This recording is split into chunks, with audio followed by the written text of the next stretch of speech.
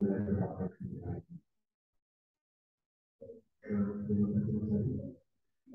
warahmatullahi wabarakatuh.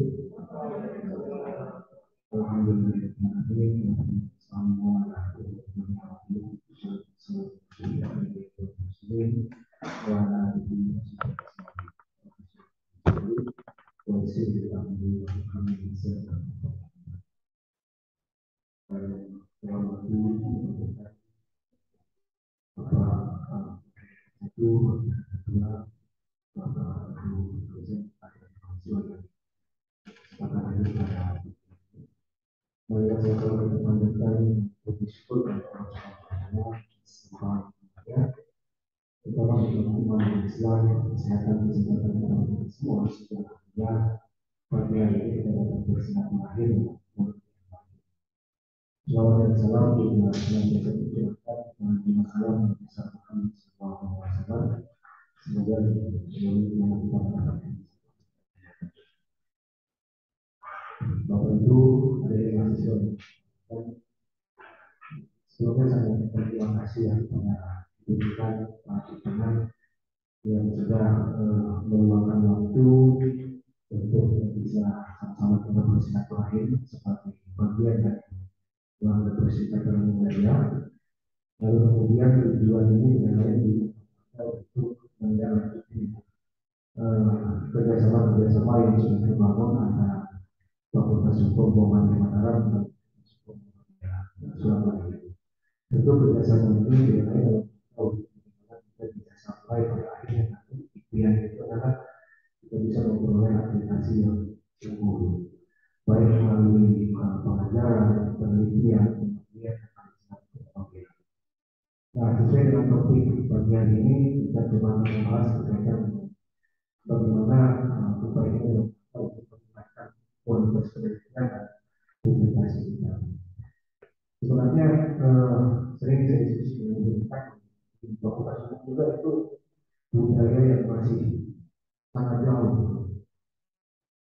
Jangan masih sebagai dosennya pun juga agak berat juga untuk melakukan riset lalu menuliskan semua hal yang didapat dari penelitian dan dipublikasi di jurnal organisasi nasional maupun di internasional.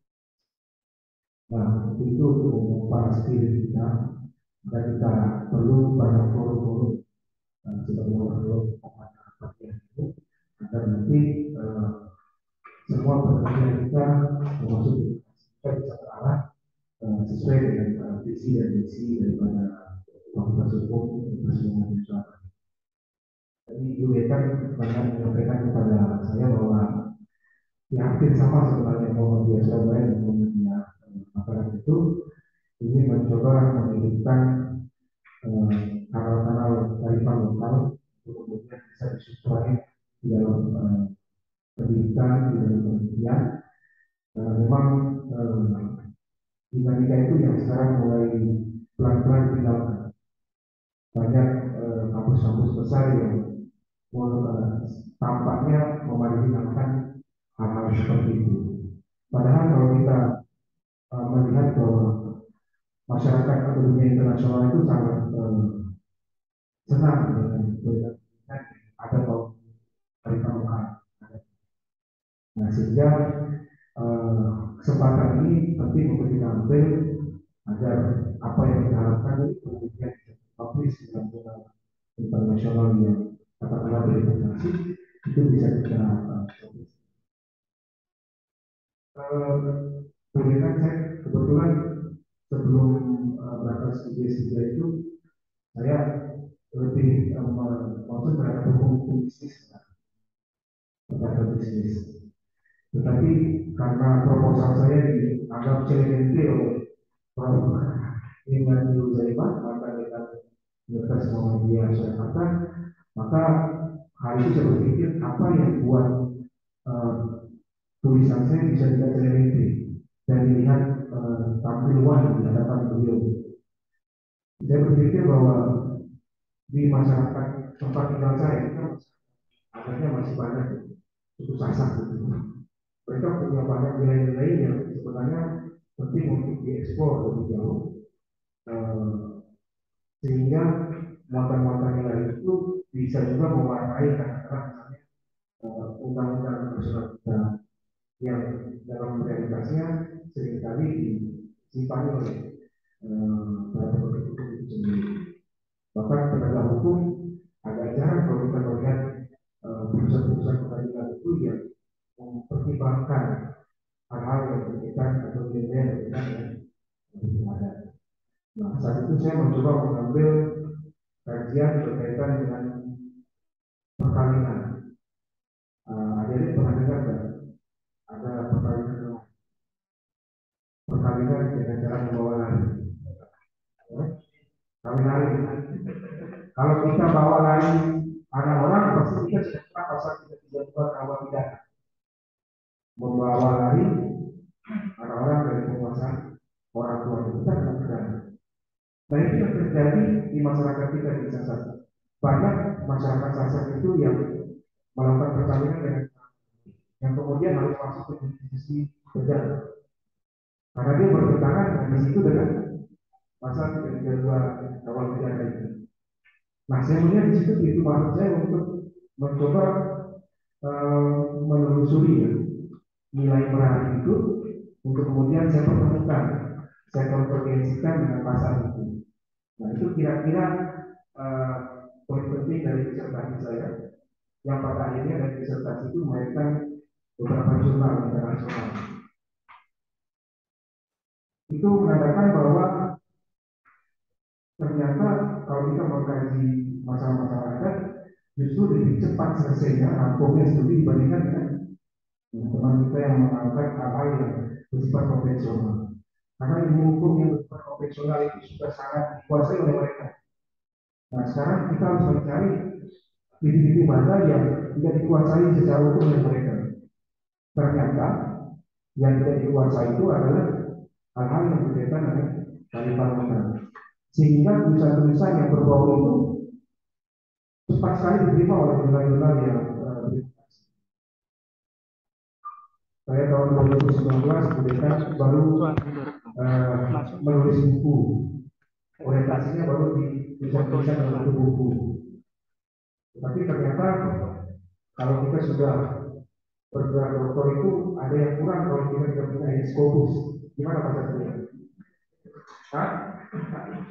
Saya merasa walaupun dari 2019 sampai 2020 alhamdulillah saya bisa menulis beberapa buku terkait dengan masalah adat, tetapi karena tidak punya fokus, ini jujur saya tidak punya fokus di tahun 2019 itu, saya merasa seperti tidak lengkap sekuat akademiknya. Sehingga saat itu saya berkonsultasi dengan beberapa ahli kelas yang lihai gitu. Salah satunya misalnya Pak Ahmadi itu kan dosen apa namanya pembagian perantara ya. Dia juga cukup intens menulis di dalam internasional. Dia meminta saya untuk membuat naskah. Lakukan diawali dengan riset dulu. Nah, saya coba riset mengembangkan disertasi saya tadi. Lalu saya tulis itu bukan tiba-tiba direview oleh beliau, wah ini sudah lumayan banyak nih untuk diajukan di dunia internasional. Nah kita bersepakat akhir tahun 2020 mengajukan naskah itu ke Lex Lokalis. Itu jurnal internasional bereputasi Scopus dengan kuartal kedua dan WOLS SSC. Nah ternyata berjalannya waktu proses hampir setahun kita menunggu keluar juga hasil diterima itu. Dan berdasarkan pengalaman kita itu bilang ke saya bahwa ini begitu mudah prosesnya untuk masuk sampai ke ekspektasi ini. Padahal itu jurnal benar-benar jurnal hukum, bukan yang jurnal yang pada ada skop pembicaraannya.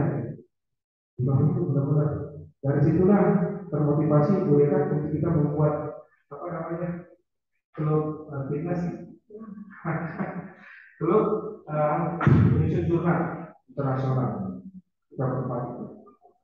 Karena kita berhasil itu, maka kita buat lagi belum genap sebulan kita keluar lagi, kita coba masuk ke mana ini? Studia Juridika Indonesia. Itu salah satu jurnal di Polandia yang free ya, tidak berbayar. Itu juga sama, masuknya cepat. Itu hanya membutuhkan juga ya prosesnya 1 tahun, tapi tidak banyak hasil yang perlu diperbaiki, hasil review yang perlu diperbaiki. Itu karena apa? Ada karena memang dari Marokan. Orang barat kan tak tahu ya. Kita bohongin aja dia dengan dari Marokan dia. Politik saya bersama kita bohongin saja dia dengan dari Marokan pasti dia bilang biaya aja. Dulu problem itu boleh kan? Saya ujian boleh kan? Apa ini maksudnya barang ini? Nah, ada hal-hal yang luput dari penelitian, tapi saya narasikan saja, tidak deskripsikan. Beliau mengiyakan, wah ini enak ini untuk ambil disertasi nanti kalau Pak Hari ngambil studi S3, ambil aja untuk ada itu. Tapi Pak Hari jadi seperti tour guide, bagi tour guide bagian promotornya, karena mereka nggak tahu Pak. Nggak tahu dia, kita mau ngomong sedikit bawah aja dia dia. Bahkan setelah estimasi kan dia menguji eksternal. Oh iya, bagus bagus. Nah ini perlu terus dikembangkan perlindungan agar hukum lokal itu tidak termarginalkan di antara pusat nasional. Nah, itulah yang menyebabkan saya masuk itu penelitian terkait dengan. Walaupun sebenarnya saya kalah jauh sama Pak Satria ini, saya baru 2 saja ini jurnal fokusnya. Satu itu jurnal Lex Lokalis dan satu dari dia itu. Cuma itu memotivasi saya untuk terus menulis kembali. Saat ini saja ada satu tulisan yang sedang kita masukkan kembali di pertanyaan yang sedang kita apa namanya sedang melewati fase review. Kalau kita sudah punya edisi fokus itu seperti kita punya motivasi tersendiri, banyak Pak. Jadi mau menulis saja ya, jadi lupa kita menulis buku, boleh kan? Saya sekarang nggak mau nulis buku Pak hari ini karena nggak ada pergerakan signifikan dari sisi hukumnya. Selalu yang dijadikan sebagai standarisasi pokok di dalam hukum itu habis uang kita banyak di buku, lebih baik kita habiskan banyak uang untuk riset dan kemudian nanti publikasi luar negeri dengan internasional. Nah oleh karena itu, ya, kesempatan kita untuk mencoba adik-adik terutama ini semester berapa ya? Semester 5. Nah mulai dari sekarang mulai dicari-cari itu apa namanya nilai-nilai di Jawa ini yang bisa ditelusuri untuk kemudian diangkat sebagai bagian dari skripsinya lagi. Tapi jangan di Jawa, ditaruh sama kelas ini. Ambil, ya, yang pakai mantan sana, ini nggak tahu gitu. Nanti jadi tour guide juga itu skripsinya. Nah baik, dalam mana kita menulis sebuah karya ilmiah itu yang penting untuk dilakukan pertama itu menentukan minat kita. Karena kalau kita sudah minat kita ke arah hukum adat atau hukum perbankan atau hukum pidana dan seterusnya, maka kita lebih leluasa bisa mengeksplor itu dari sisi ilmuwan juga. Karena tidak ada keterpaksaan kita terhadap bidang hukum. Nah itu akan mempengaruhi proses dan hasil nanti. Apakah itu sifatnya dalam bentuk karya ilmiah skripsi, jurnal atau yang lainnya. Jadi yang terpenting adalah menentukan minat kita. Ada di posisi mana sekitar minat kita ini. Sebagaimana saya gambarkan tadi, awalnya saya lebih cenderung ke arah hukum bisnis. Tapi ternyata ada hikmah besar juga karena Prof. Dini Zaifah itu mengatakan bahwa tulisan kami ini CMNT. Coba cari yang lebih berbobot. Nah, putar otak di situ Pak. Akhirnya hukum adat. Cara terbaik untuk mengakusi promotor. Tapi jangan dipakai ini sampaikan ke buah itu jualan.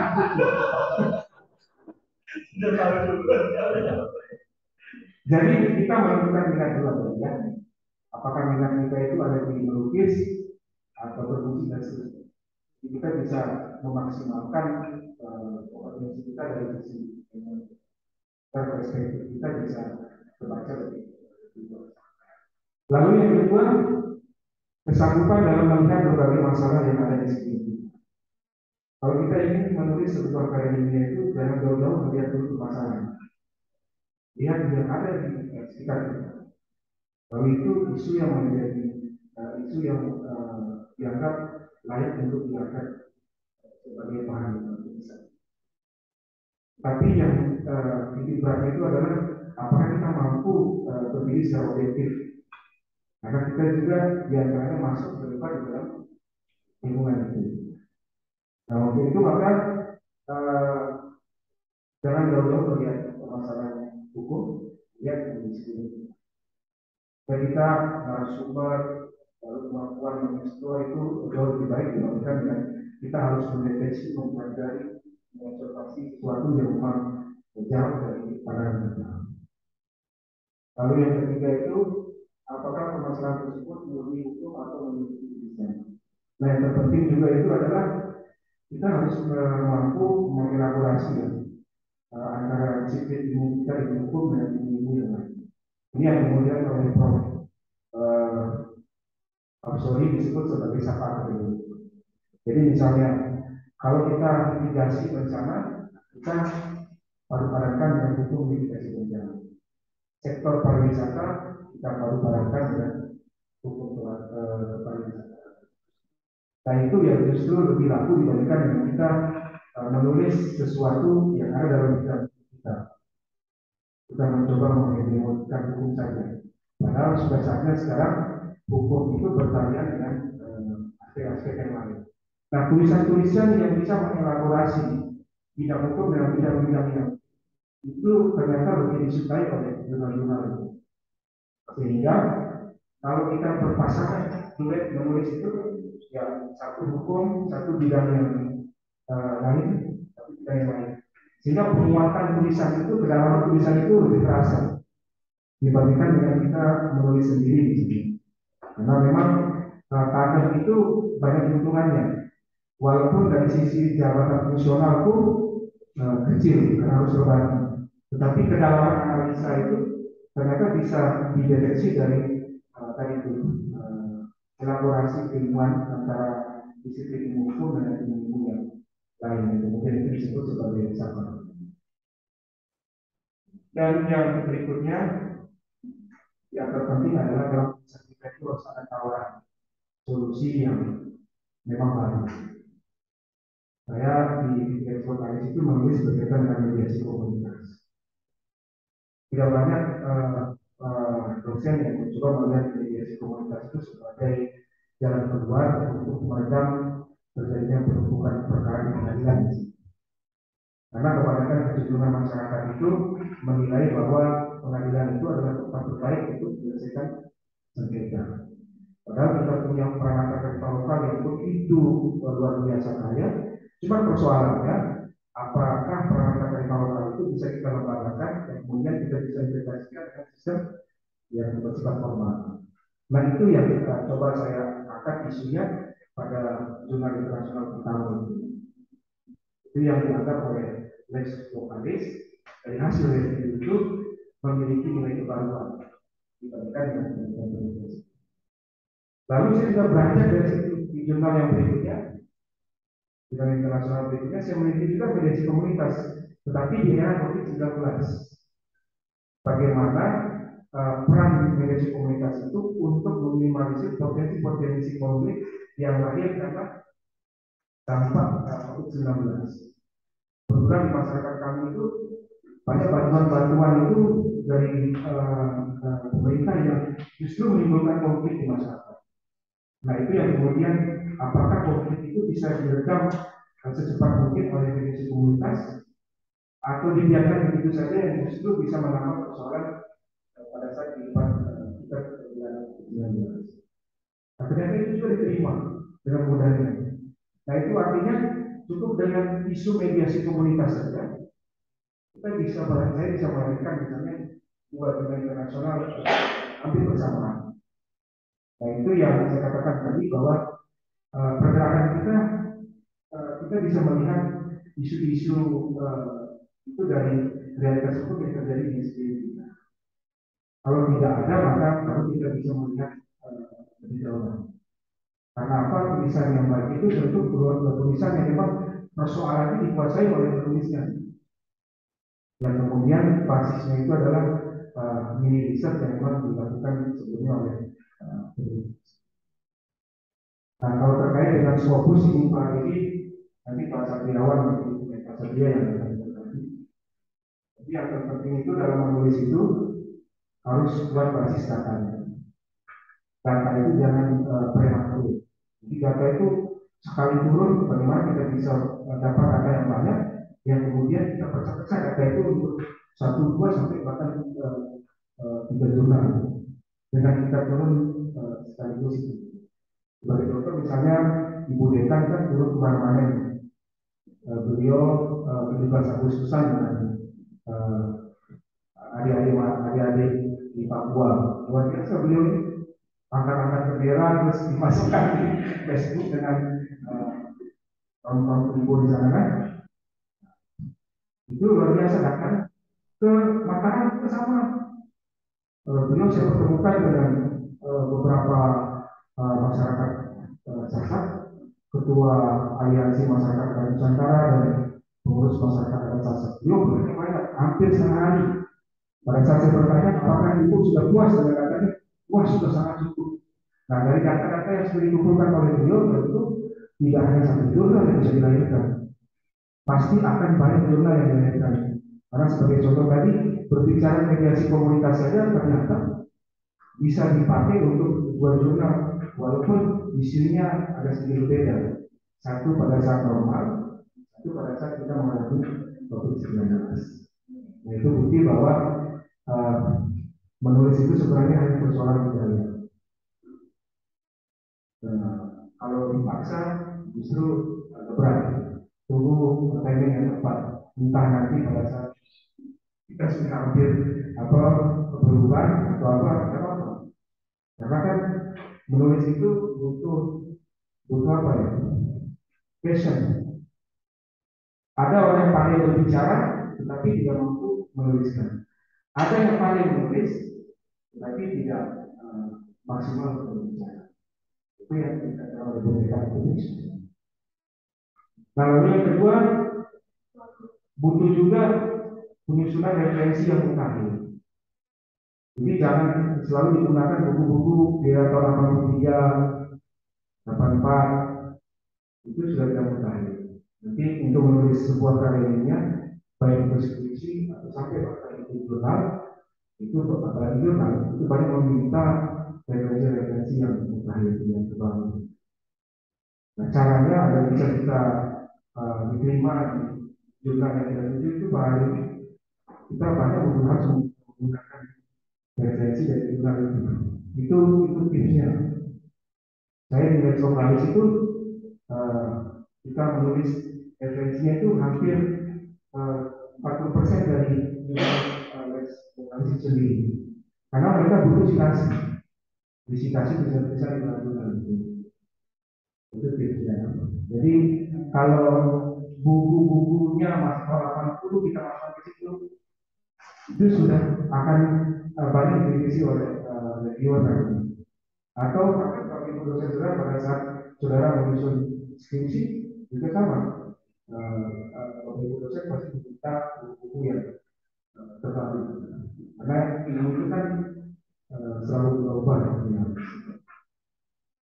Lalu yang ketiga, ya kan ada penulis-penulis yang belum percaya diri. Menurut kita tulisan kita sudah bagus, tapi belum tentu menurut rekan sejawat kita. Nah di pengalaman saya itu, naskah yang sudah saya susun itu tidak langsung saya submit. Saya berputar-putar meminta rekan sejawat untuk mereview tulisan itu. Ada titik yang kurang tidak. Nah ternyata dari 3-4 rekan sejawat yang saya minta review itu, lubang-lubang kelemahan itu masing-masing orang itu bisa dapatkan gitu. Yang satu berbicara dari sisi penguatan atau pemanakan refleksinya, yang satu berbicara dari sisi temuan yang diharapkan dan seterusnya. Nah, untuk itu strategi yang paling bagus agar mengurangi kelemahan pada saat nanti kita mensubmit tulisan kita itu, juga pada saat adik-adik menyusun skripsi. Jadi sebelum dibawa ke dosen-dosen penelitinya, biasanya adik-adik berkelompok saling mereview tulisan rekan-rekannya agar nanti sampai di dosen penelitinya kelemahan-kelemahan itu bisa diminimalisir. Itu strategi juga dalam rangka kita mengoptimalkan kualitas daripada tulisan kita. Nah, ini yang penting juga, kita harus menggunakan penerjemah yang qualified.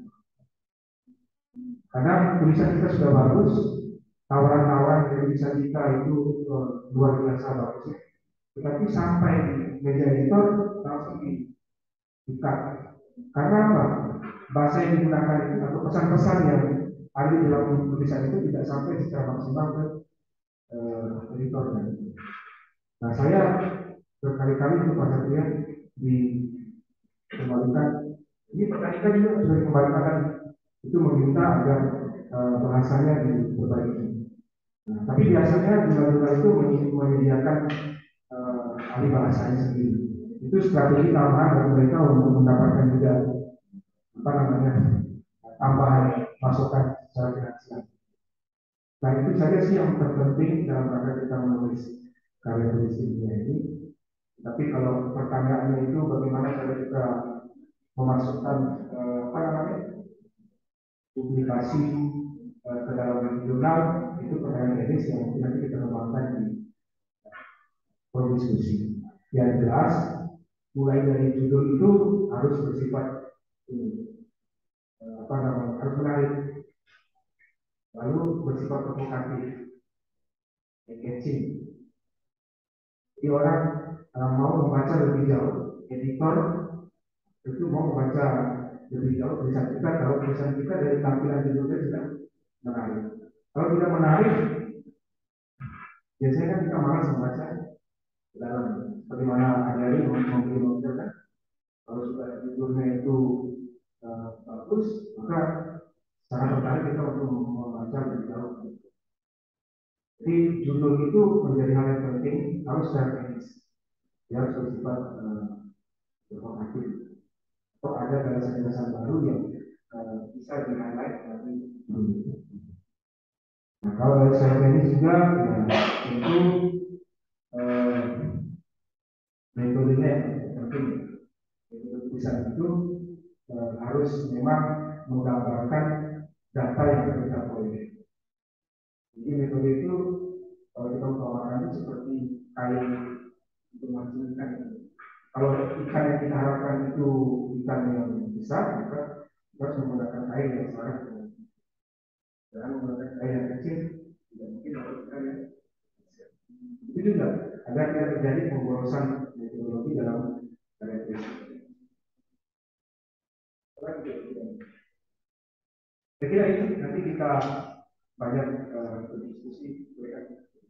Terima kasih. Wassalamualaikum warahmatullahi wabarakatuh.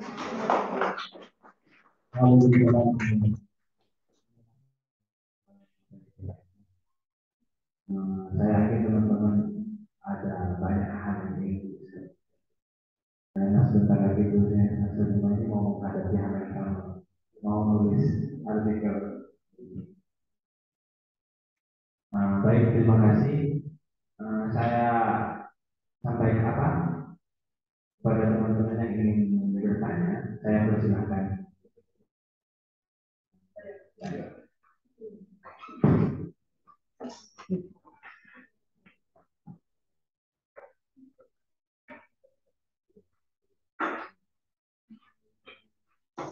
Assalamualaikum warahmatullahi wabarakatuh. Perkenalkan, nama saya yang udah terus. Kemudian yang ingin saya tanyakan, berdasarkan pengalaman saya kemarin untuk tugas akhir saya itu kebetulan membuat artikel Bapak. Jadi teman-teman kemarin di angkatan saya kebetulan untuk menentukan judul dan abstrak itu masih diambang gitu Pak, masih sulit untuk menentukan judul yang baik. Terus pertanyaan saya yang pertama itu bagaimana meningkatkan jiwa-jiwa untuk semangat untuk menulis, dan kebetulan ini kan ada adik yang hari semester 5, dia harus ada semangat untuk menulis artikel dengan baik. Terus yang kedua, bagaimana menentukan jurnal untuk menerbitkan artikel kita yang baik untuk artikel kita. Mungkin itu saja yang dapat saya tanyakan.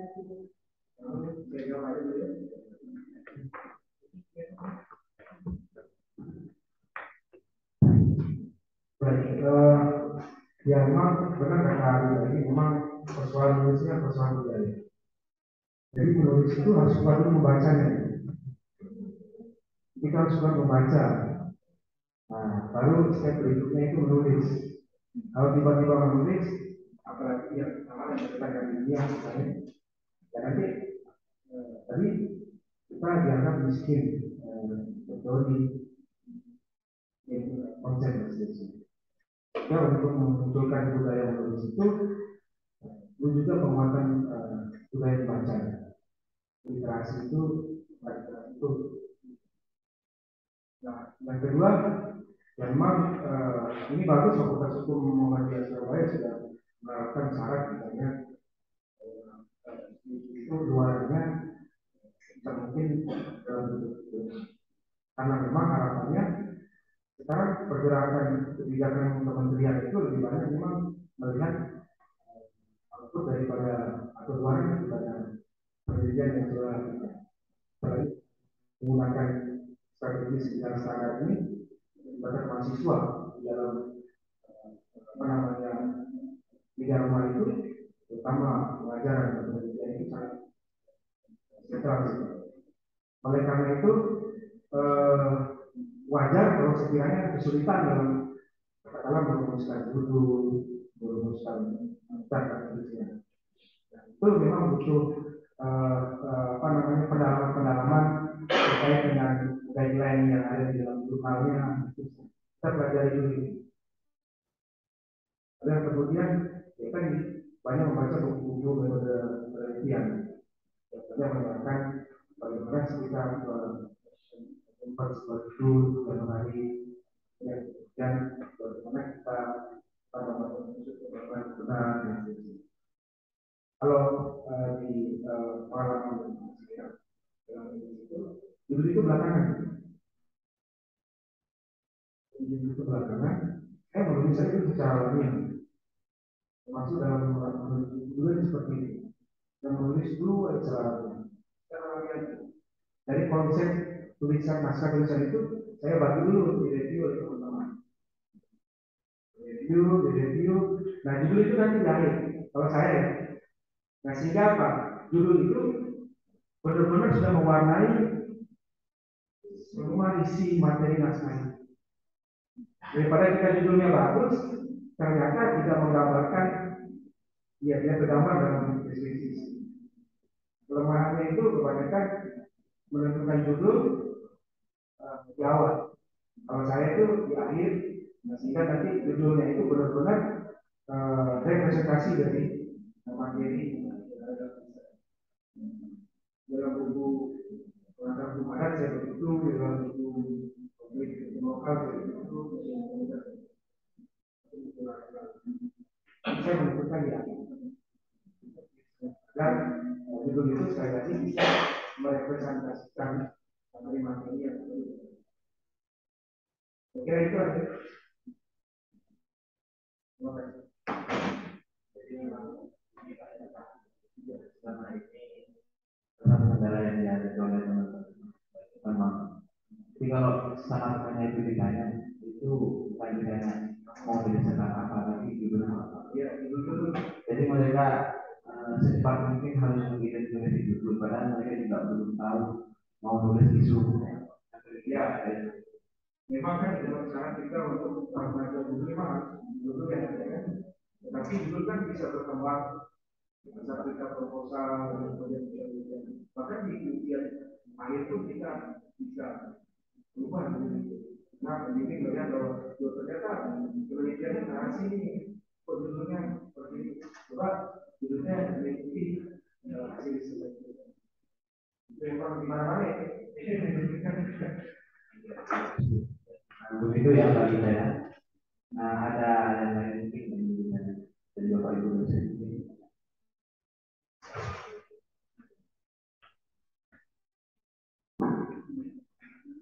Terima kasih Mas Adi. Assalamualaikum warahmatullahi wabarakatuh. Saya sangat bermanfaat sekali. Terima kasih karena bisa membagikan ini. Dan ini amal panjangnya. Ada beberapa hal yang menarik saya tangkap, terutama dalam penelitian yang bersifat kearifan lokal. Saya ingat ketika saya mengikuti ujian terbuka berbasis dengan sejauh saya, itu tidak mengambil masalah kearifan lokal, terutama kalau dari kata tani. Tapi ketika ujian itu ada beberapa hal. Dari sisi substansi memang harus, tapi ketika ditanya suatu pertanyaan seperti apa, kalau nanti ini kita harus bersandingan dengan hukum nasional, apakah diterima? Karena beragama masing-masing daerah kan beda. Apa yang itu ternyata ada keberatan, kesulitan menjawabnya, dan kemudian tapi paling tidak itu satu hal yang bagus. Kalau mungkin tadi sudah disampaikan, kalau memberikan karya yang itu bagus, karena tidak semua kan. Dan saya yakin ketika saya sesama kali itu seperti yang Pak Imam sampaikan, akan betul-betul sedikit ya, karena nanti penguji. Kemudian pertanyaan saya ini tapi di awal sudah saya sampaikan. Beliau yang di sini itu juga guru-guru saya untuk bagaimana cara mencari efektif dan mengambil saya ada itu kalau belakang. Saya jago di presentasi, tidak jago di akademisi. Nah, saya sering berdiskusi teman-teman dari Satria, Pak Dewi, terutama. Saya sepakat bagaimana cara awal untuk menulis. Berikan itu satu pertanyaan. Bukan nulis saja, jangan mikir dulu. Yang penting nulis saja. Nah, baru persoalan itu di substansi nanti akan berjalan. Saya itu masih pada tataran buat apa itu, saya itu. Nah, ini sudah saatnya bergerak ke baik. Mengapa? Akhirnya saya bertanya sendiri, mengapa saya nggak nulis-nulis? Padahal ini kewajiban akademisi, terutama yang sudah punya dapat tulis. Tapi saya wajibannya adalah nah ini untuk bergerak menulis itu laki-laki dan mudah-mudahan ini pemicu untuk bagaimana cara menulis yang tadi. Tapi terkadang ketika kita mau menulis itu betul, jadi yang saya kira judul dulu. Karena Pak, judul ini kalau menurut pendapat saya itu masuk di dalam kata kunci. Kalau kata kuncinya itu pasti nanti di bawahnya harus mengacu pada kata kunci. Kata kunci diambil, ini pengertian saya. Nah ini terkadang apa ya kemungkinan bisa masuk. Saya nanti mau nanya. Kemudian kalau yang terkait dengan kearifan lokal memang kalau soal tulisan mungkin bisa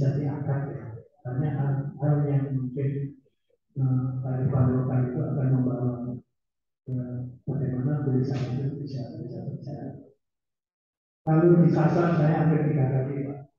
Baiknya ke sana, tapi di bidang yang lain hanya mediasi saja.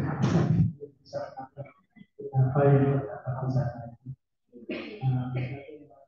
Yang terpenting kira-kira apa? Seperti sama yang disampaikan oleh Mas.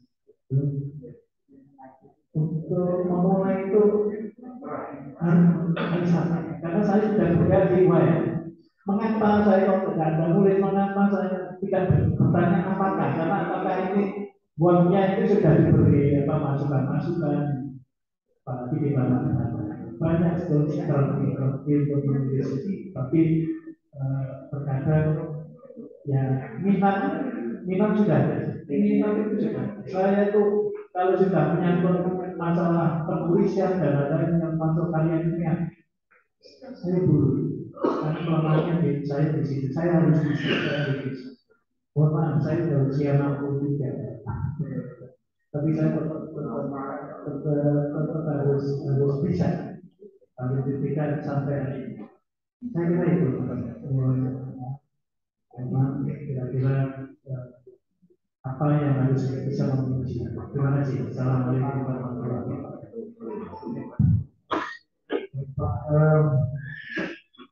Tadi di awal Bapak benar kata Bapak, ini persoalan hukum kita ya. Jadi hukum adat itu punya logika berpikir yang berbeda dari hukum nasional. Nilai itu baru bisa kita tahu bapaknya kalau kita menggunakan kacamata kita. Dan nilai itu bisa kita pahami. Kalau kita melihat kawin lari itu kan sesuatu hal yang kalau semua orang pasti tidak suka ya. Tapi pada saat kita mencoba melihat nilai dari mana dari nilai itu, ternyata di situ ada makna berbeda kompetisi. Terkait dengan dua satria, karena di bawah lari ya, di bawah lari kalau ditemukan di wilayah itu masih di wilayah itu maka dia akan kena globalisasi. Nah, itu yang banyak terjadi di kita, misalnya banyak yang dipidanakan dengan pasal 332 itu padahal dia sudah menjalankan adat. Tapi masyarakat kita juga harus memahami bahwa ada yang benar-benar menjalankan adat secara betul, ada yang mempolitisasi adat. Kalau pas seperti ini baru dia bilang ini kan dia menjalankan adat, tapi pada saat tertentu dia meninggalkan doa. Nah, sehingga untuk melihat hukum yang hidup memang perlu ada donasi dari pemerintah. Mana wilayah yang belum benar-benar kita tetapkan sebagai wilayah adat, mana yang tidak. Nanti dalam berbagai regulasi formal kita, undang-undang kita bisa memberikan pengecualian terhadap masyarakat. Lalu yang kedua, model politik hukum kita ini kan unifikasi dan verifikasi. Jadi semua itu diarahkan untuk kesatuan hukum. Kita tahu 2000 sekian suku yang ada di Indonesia dengan karakteristik yang berbeda-beda yang nggak mungkin kita satukan. Nah, oleh karena itu maka yang bisa kita lakukan adalah mentoleransikan nilai-nilai itu kalau sepanjang dia tidak bertentangan dengan regulasi yang ada. Kita luruskan kembali, dan itu fungsi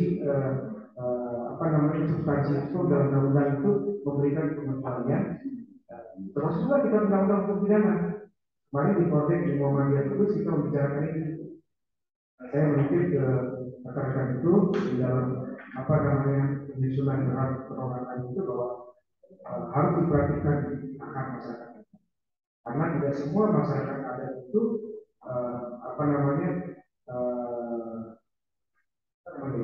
bisa dinilai sebagai sesuatu perbuatan pidana dan seterusnya.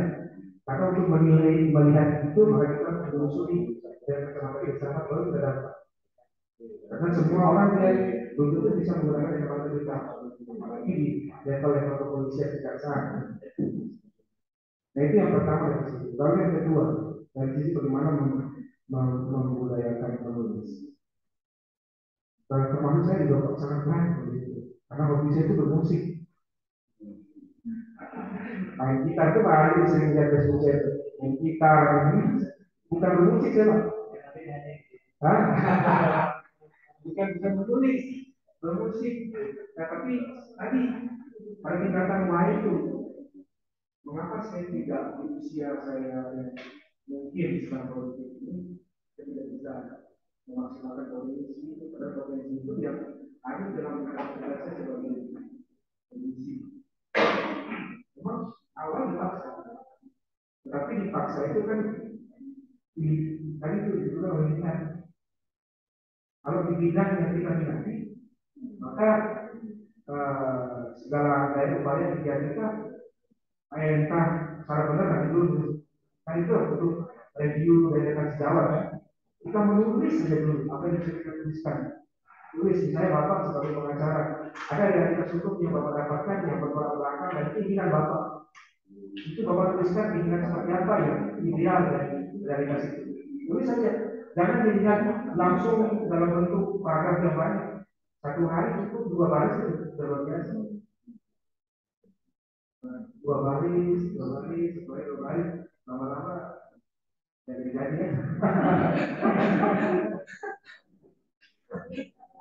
Ya baru jadi kalau satu 2 baris.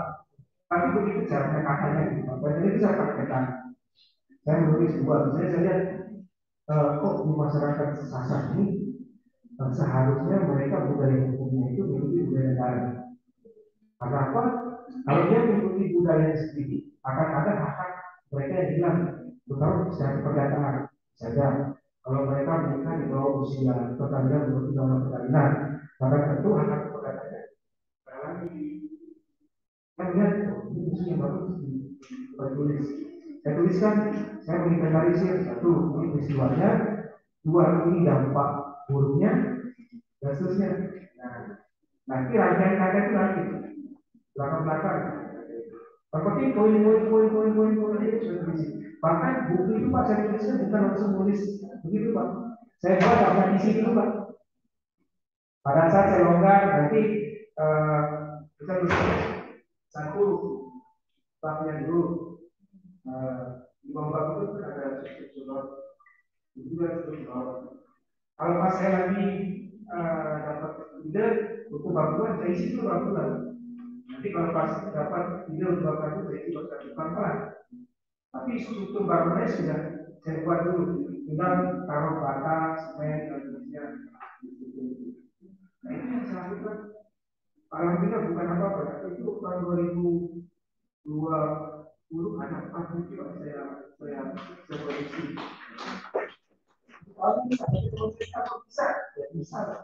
Kan bisa dalam. Itu bukan tahun itu. Bukan baru menulis seperti itu. Jadi dalam rangka menulis itu saya buat kerangkanya dulu. Seperti kita buat layangan itu kan, kita buat kerangkanya dulu. Lalu kita bisa menentukan mau warna apa hasilnya dan sebagainya. Nah, kerangka itu yang saya masukkan sebagai tema, bukan judul. Dalam pikiran kita sebagai penulis kan kita punya tema, warna yang ingin kita mau tuliskan. Warna itu yang memandu kita dalam menulis.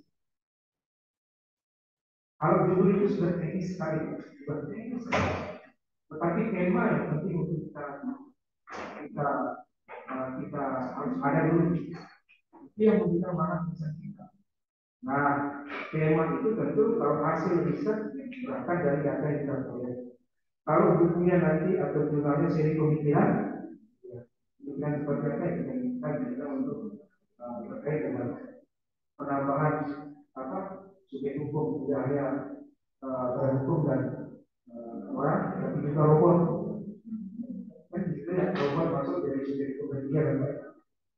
Dan ide seperti itu, yang penting ada tema. Judulnya kan bisa kita buka hukum robot sebagai dinamika hukum kita masyarakat. Itu kan judul sebagai. Tapi tema tentang robot sebagai bagian dari subjek. Itu yang coba saya bilang. Lalu mengapa tidak mampu disatukan hukum ada dan hukum natural tadi kan? Ini kan belum ada kita. Konvergensinya belum bisa temukan. Kenapa kita sampai di sini belum memiliki undang-undang dengan hak masyarakat? Kalau kita sudah punya undang-undang itu paling tidak ada sarana hukumnya untuk kita implementasikan. Nah, di dalam jurnal Scopus Pak ya, Bapak Ibu semua, bahwa harus logis untuk diimplementasikan tawaran kita itu Pak. Misal kita tadi ya, mediasi komunitas, bagaimana bisa diintegrasikan di dalam sistem pembayaran nasional. Itu kan ada norma. Norma nomor 1 tahun 2016, 2018, lalu kemudian ada undang-undang terkait dengan ADN, aplikasi ADN, dari provinsi kita juga ada perda nomor 8 tahun 2018 tentang mediasi komunitas. Itu adalah sarana untuk mengimplementasikan tawaran-tawaran kita. Tapi kalau tawarannya itu tidak ada sarana hukumnya, ya tidak mungkin kita implementasikan. Jadi tawaran yang kita berikan itu tawaran yang memang logis untuk diimplementasikan. Pasti itu bisa diterima oleh jurnal. Makanya penguji rekan bapak tadi itu tidak mampu menunjukkan sarana untuk mengimplementasikan itu. Harusnya kita sebagai orang hukum perbuatan normatif dulu yang kita lakukan sebagai jalan untuk mengimplementasikan sesuatu yang abstrak dalam alam realitas. Ini seperti itu. Terima kasih Pak.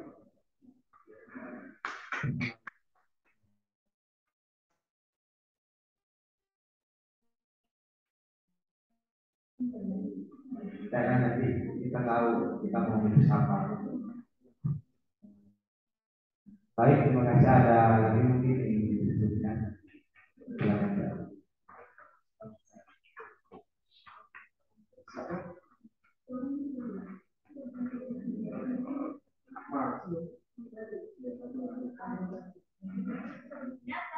atas waktunya.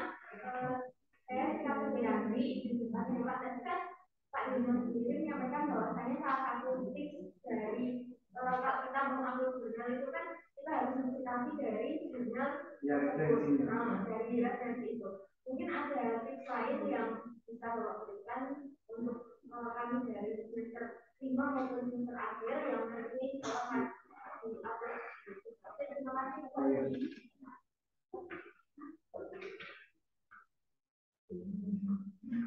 Jadi yang terpenting itu ada tiga yang harus dilakukan.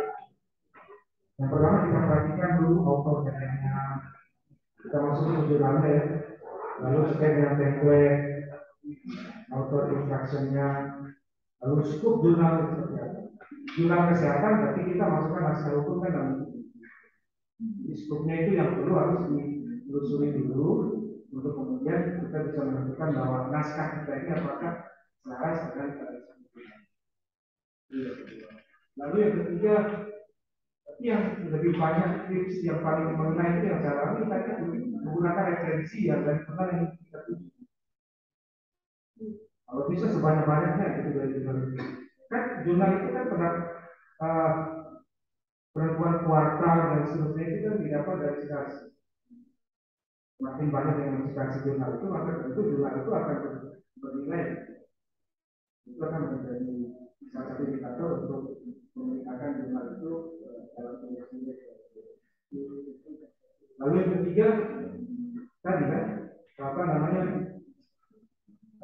judulnya juga apa namanya naskahnya itu harus yang berbobot dalam arti memang didukung oleh basis data yang kuat. Jangan hanya mewawancari satu dua sumber langsung dari kesimpulan yang ditulis dalam naskah. Jadi butuh konsep dan teori sebanyak-banyaknya, butuh pemadatan apa namanya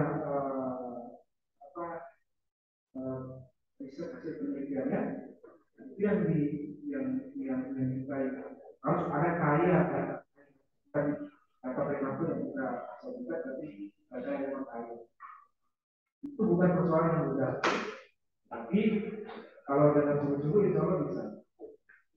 Kami di Fakultas Hukum ada sekitar 3 orang lah, termasuk yang akan ke sini Bu ya kan, salah satu mahasiswa kita yang dari sini itu juga ada kondisi dari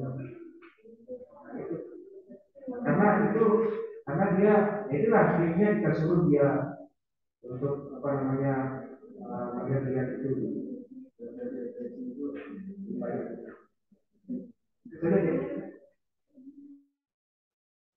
Gitu ya. Tapi mungkin ada yang ditambahkan oleh Pak Satria nanti kan bisa gitu. Pak Satria punya banyak pengalaman juga. Satria besar.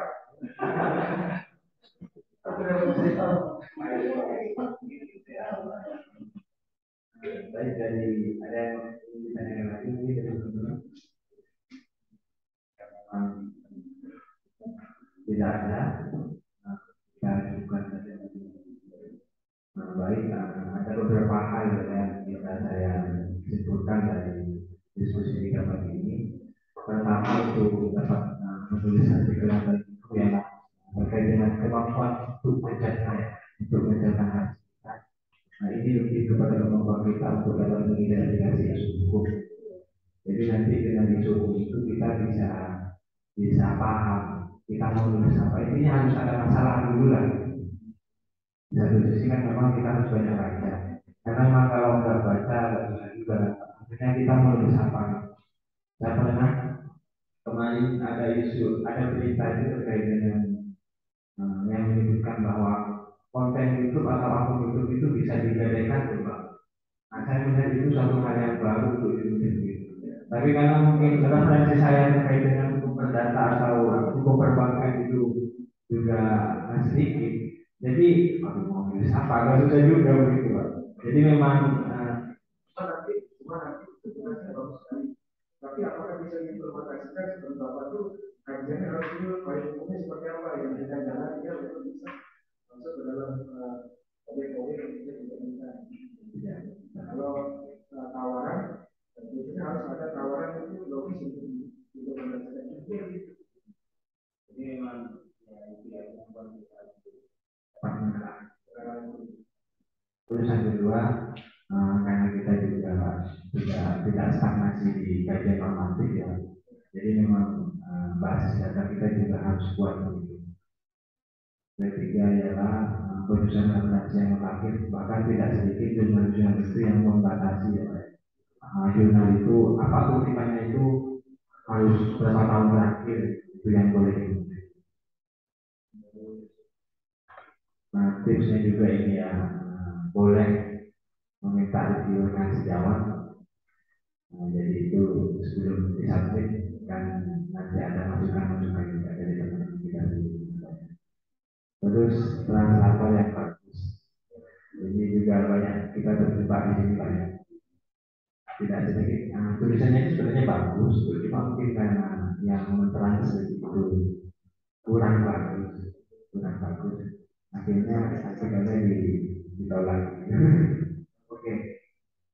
Mungkin itu saja ya yang dapat saya tunjukkan pada pertemuan kita pagi ini.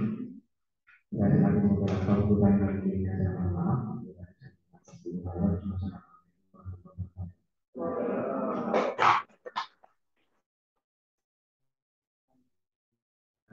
Dengan perendaran PKS dan